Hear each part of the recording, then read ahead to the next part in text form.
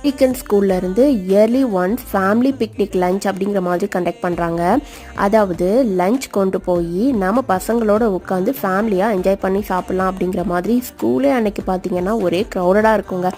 ஏன்னா எல்லாருமே ஆளுக்கு ஒரு பெட்ஷீட்டை கொண்டாந்து விரித்து உட்காந்து அவங்க கொண்டு வந்திருக்க லஞ்சை எடுத்து வச்சு பசங்களுக்கு ஊட்டி பேரண்ட்ஸும் அவங்களோட என்ஜாய் பண்ணி அவங்க ஸ்கூலில் போய் ஒரு நாள் சாப்பிட்றது அப்படின்னா ஸோ மச் எக்ஸைட்டடாக அண்ட் என்ஜாய்மெண்ட் அப்படின்னே சொல்லணும்.